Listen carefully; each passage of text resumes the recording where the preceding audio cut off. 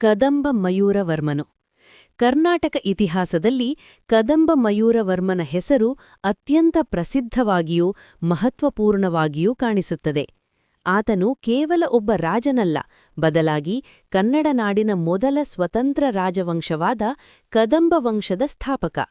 ಬ್ರಾಹ್ಮಣ ಕುಟುಂಬದಲ್ಲಿ ಜನಿಸಿ ವಿದ್ವಾಂಸನಾಗಿ ಬೆಳೆದು ಅನ್ಯಾಯದ ವಿರುದ್ಧ ಬಂಡಾಯ ಎದ್ದು ಯೋಧನಾಗಿ ಕೊನೆಗೆ ರಾಜನಾಗಿ ರೂಪಾಂತರಗೊಂಡ ಮಯೂರವರ್ಮನ ಜೀವನಗಾಥೆ ಧೈರ್ಯ, ಆತ್ಮಗೌರವ ಮತ್ತು ಸ್ವಾಭಿಮಾನಗಳ ಪ್ರತೀಕವಾಗಿದೆ. ಇತಿಹಾಸಿಕ ಹಿನ್ನೆಲೆ: ಕ್ರಿಸ್ತಶಕ 4ನೇ ಶತಮಾನಕ್ಕೂ ಮೊದಲು ಕರ್ನಾಟಕವು ಶಾತವಾಹನರು, ಪಲ್ಲವರು ಮತ್ತು ಗುಪ್ತರಂತಹ ಮಹಾಸಾಮ್ರಾಜ್ಯಗಳ ಅಧೀನದಲ್ಲಿತ್ತು. ಸ್ಥಳೀಯ ಚಿಕ್ಕ ಚಿಕ್ಕ ನಾಯಕರಿದ್ದರೂ ಕನ್ನಡ ಭಾಷೆ ಹಾಗೂ ಸಂಸ್ಕೃತಿಯನ್ನು ಪ್ರತಿನಿಧಿಸುವ ಸ್ವತಂತ್ರ ರಾಜಕೀಯ ಶಕ್ತಿ ಇರಲಿಲ್ಲ. ಆಡಳಿತ ಭಾಷೆಯಾಗಿ ಸಂಸ್ಕೃತ ಮತ್ತು ಪ್ರಾಕೃತಗಳೇ ಪ್ರಧಾನವಾಗಿದ್ದವು. ಈ ಸಂದರ್ಭದಲ್ಲಿ ಮಯೂರವರ್ಮನ ಉದಯವು ಕರ್ನಾಟಕದ ಇತಿಹಾಸದಲ್ಲಿ ಹೊಸ ಅಧ್ಯಾಯವನ್ನು ತೆರೆದಿತು. ಅವನು ಕನ್ನಡ ನಾಡಿಗೆ ರಾಜಕೀಯ ಸ್ವಾತಂತ್ರ್ಯ, ಸಾಂಸ್ಕೃತಿಕ ಆತ್ಮಗೌರವವನ್ನು ತಂದುಕೊಟ್ಟನು. ಜನ್ಮ ಮತ್ತು ವಂಶಪಾರಂಪರ್ಯ: ಮಯೂರವರ್ಮನು ಮಾನವ್ಯ ಗೋತ್ರದ ಹರಿತೀಪುತ್ರ ವಂಶಕ್ಕೆ ಸೇರಿದ ಬ್ರಾಹ್ಮಣ ಕುಟುಂಬದಲ್ಲಿ ಜನಿಸಿದನು. ಅವನ ಊರು ತಾಳಗುಂದ, ಇಂದಿನ ಶಿವಮೊಗ್ಗ ಜಿಲ್ಲೆಯಲ್ಲಿರುವ ಐತಿಹಾಸಿಕ ಗ್ರಾಮ. ಈ ಗ್ರಾಮದಲ್ಲಿ ದೊರೆತ ಶಾಸನವು ಮಯೂರವರ್ಮನ ಜೀವನದ ಪ್ರಮುಖ ಮೂಲವಾಗಿದೆ. ಬಾಲ್ಯದಿಂದಲೇ ಮಯೂರವರ್ಮನು ಬುದ್ಧಿವಂತನಾಗಿದ್ದು ವಿದ್ಯಾಭ್ಯಾಸದಲ್ಲಿ ಅಪಾರ ಆಸಕ್ತಿ ಹೊಂದಿದ್ದನು. ವೇದಗಳು, ವ್ಯಾಕರಣ, ತರ್ಕ, ಮೀಮಾಂಸೆ ಮೊದಲಾದ ಶಾಸ್ತ್ರಗಳಲ್ಲಿ ಪಾಂಡಿತ್ಯವನ್ನು ಗಳಿಸಿದ್ದನು. ಉನ್ನತ ವಿದ್ಯಾಭ್ಯಾಸಕ್ಕಾಗಿ ಮಯೂರವರ್ಮನು ದಕ್ಷಿಣ ಭಾರತದ ಅಂದಿನ ಪ್ರಸಿದ್ಧ ವಿದ್ಯಾಕೇಂದ್ರವಾದ ಕಾಂಚೀಪುರಕ್ಕೆ ತನ್ನ ಗುರು ವೀರಶರ್ಮರೊಡನೆ ತೆರಳಿದನು. ಆ ಕಾಲದಲ್ಲಿ ಕಾಂಚೀಪುರವು ಪಲ್ಲವ ಸಾಮ್ರಾಜ್ಯದ ರಾಜಧಾನಿಯಾಗಿದ್ದು ವೇದಶಾಸ್ತ್ರ ಅಧ್ಯಯನದ ಪ್ರಮುಖ ಕೇಂದ್ರವಾಗಿತ್ತು. ಮಯೂರವರ್ಮನು ಅಲ್ಲಿ ಗುರುಗಳ ಮಾರ್ಗದರ್ಶನದಲ್ಲಿ ವಿದ್ಯಾಭ್ಯಾಸ ಮಾಡುತ್ತಿದ್ದನು. ಅವನ ಜೀವನದ ಗುರಿ ರಾಜಕೀಯವಲ್ಲ, ಬದಲಾಗಿ ವಿದ್ಯಾಭ್ಯಾಸವಾಗಿತ್ತು. ಕಾಂಚಿಯಲ್ಲಿ ನಡೆದ ಅವಮಾನ, ಜೀವನದ ತಿರುವು: ಮಯೂರವರ್ಮನ ಜೀವನದಲ್ಲಿ ನಿರ್ಣಾಯಕ ತಿರುವು ತಂದ ಘಟನೆ ಕಾಂಚೀಪುರದಲ್ಲೇ ನಡೆಯಿತು. ಪಲ್ಲವ ಆಡಳಿತದ ಅಧಿಕಾರಿಗಳು ಅಥವಾ ರಕ್ಷಕರು ಮಯೂರವರ್ಮನನ್ನು ಅವಮಾನಿಸಿದರು ಎಂಬುದು ಶಾಸನಗಳಿಂದ ತಿಳಿದುಬರುತ್ತದೆ. ಈ ಅವಮಾನವು ಅವನ ಆತ್ಮಗೌರವಕ್ಕೆ ಭಾರೀ ಧಕ್ಕೆ ತಂದಿತು. ವಿದ್ಯಾವಂತ ಬ್ರಾಹ್ಮಣನಾಗಿದ್ದ ಅವನಿಗೆ ಇದು ಸಹಿಸಿಕೊಳ್ಳಲಾಗದ ಘಟನೆಯಾಗಿತ್ತು. ಈ ಘಟನೆ ಅವನನ್ನು ಸಂಪೂರ್ಣವಾಗಿ ಬದಲಾಯಿಸಿತು. ಅವನು ಅನ್ಯಾಯದ ವಿರುದ್ಧ ಹೋರಾಡುವುದಾಗಿ ಪ್ರತಿಜ್ಞೆ ಮಾಡಿ ವಿದ್ಯಾಭ್ಯಾಸವನ್ನು ಬಿಟ್ಟು ಯುದ್ಧ ಮಾರ್ಗವನ್ನು ಆರಿಸಿಕೊಂಡನು. ಮಯೂರ ಶರ್ಮ ಎಂಬ ಬ್ರಾಹ್ಮಣ ಹೆಸರು ಬದಲು ಮಯೂರವರ್ಮ ಎಂಬ ಕ್ಷತ್ರಿಯ ಹೆಸರು ಪಡೆದನು. ಕಾಂಚಿಯಿಂದ ಶ್ರೀಶೈಲ ಪ್ರದೇಶಕ್ಕೆ ಹೋಗಿ ಅಲ್ಲಿ ಸೈನ್ಯವನ್ನು ಕಟ್ಟಿ ಪಲ್ಲವರ ವಿರುದ್ಧ ಬಂಡಾಯ ಎದ್ದನು. ಪಲ್ಲವರ ವಿರುದ್ಧ ಗೆರಿಲ್ಲಾ ಯುದ್ಧತಂತ್ರವನ್ನು ಬಳಸಿದನು. ಕಾಡುಗಳು, ಪರ್ವತಗಳು, ನದೀ ತೀರಗಳನ್ನು ಬಳಸಿಕೊಂಡು ಪಲ್ಲವ ಸೇನೆಗೆ ತೀವ್ರ ಪ್ರತಿರೋಧ ನೀಡಿದನು. ಯುದ್ಧದಲ್ಲಿ ಪಲ್ಲವರ ಗಡಿಕಾವಲು ಪಡೆಯನ್ನು ಶೀಘ್ರವಾಗಿ ಸೋಲಿಸಿದನು.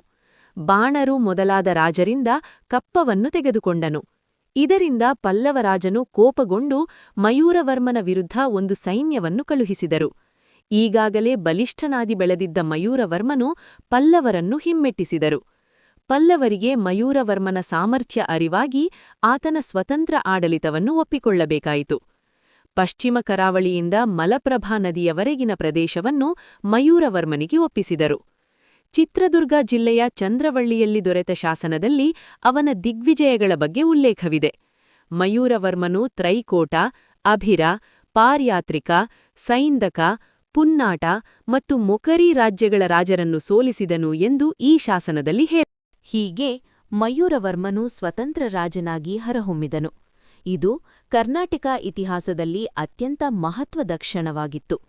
ಕದಂಬ ರಾಜ್ಯದ ಸ್ಥಾಪನೆ, ಬನವಾಸಿ ರಾಜಧಾನಿ: ಮಯೂರವರ್ಮನು ತನ್ನ ಹೊಸ ರಾಜ್ಯದ ರಾಜಧಾನಿಯಾಗಿ ಬನವಾಸಿಯನ್ನು ಆಯ್ಕೆ ಮಾಡಿಕೊಂಡನು.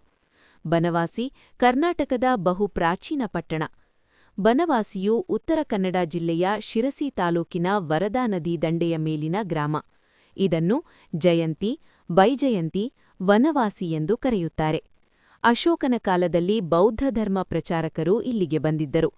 ಗ್ರೀಕ್ ಬರಹಗಾರ ಟಾಲೆಮಿ ತನ್ನ ಭೂಗೋಳ ಕೃತಿಯಲ್ಲಿ ಬನವಾಸಿಯನ್ನು ಉಲ್ಲೇಖಿಸಿದ್ದಾನೆ.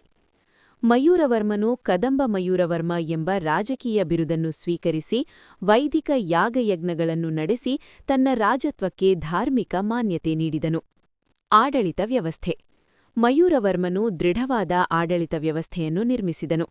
ಅವನ ಆಡಳಿತದ ಮುಖ್ಯ ಲಕ್ಷಣಗಳು: ಸ್ಥಳೀಯ ನಾಯಕರಿಗೆ ಅಧಿಕಾರ ನೀಡಿದ ವಿಕೇಂದ್ರೀಕೃತ ಆಡಳಿತ, ಸಮರ್ಥ ಮತ್ತು ನಿಷ್ಠಾವಂತ ಅಧಿಕಾರಿಗಳ ನೇಮಕ, ಕೃಷಿಗೆ ಉತ್ತೇಜನ ಮತ್ತು ಭೂದಾನ ವ್ಯವಸ್ಥೆ, ಶಾಂತಿ ಮತ್ತು ಕಾನೂನು ಪಾಲನೆ. ಅವನ ಆಡಳಿತದಲ್ಲಿ ರಾಜ್ಯವು ಸ್ಥಿರತೆ ಮತ್ತು ಸಮೃದ್ಧಿಯನ್ನು ಕಂಡಿತು. ಧರ್ಮ ಮತ್ತು ವಿದ್ಯೆಗೆ ಆಶ್ರಯ.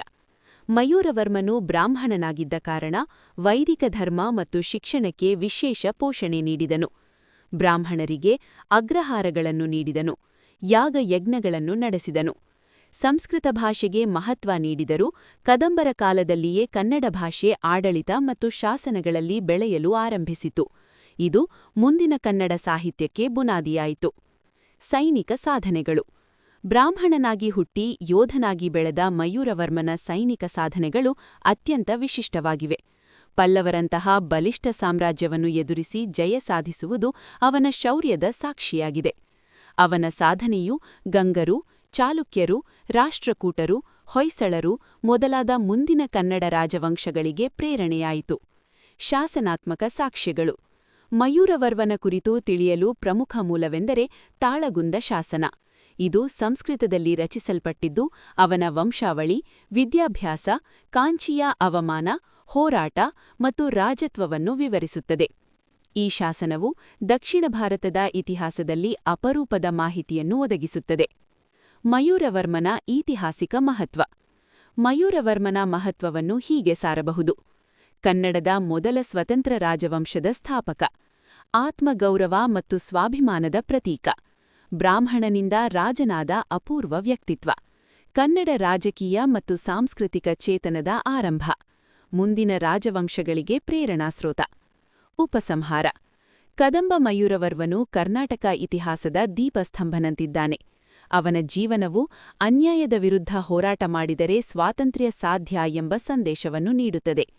ವಿದ್ಯೆ, ಧೈರ್ಯ, ಸ್ವಾಭಿಮಾನ ಮತ್ತು ನಾಯಕತ್ವಗಳ ಸಂಯೋಜನೆಯಾಗಿದ್ದ ಮಯೂರವರ್ಮನು ಕನ್ನಡ ನಾಡಿಗೆ ರಾಜಕೀಯ ಸ್ವಾತಂತ್ರ್ಯದ ಬೀಜವನ್ನು ಬಿತ್ತಿದನು. ಆ ಬೀಜವೇ ಮುಂದಿನ ಶತಮಾನಗಳಲ್ಲಿ ಭವ್ಯವಾದ ಕನ್ನಡ ಸಾಮ್ರಾಜ್ಯಗಳಾಗಿ ಬೆಳೆದ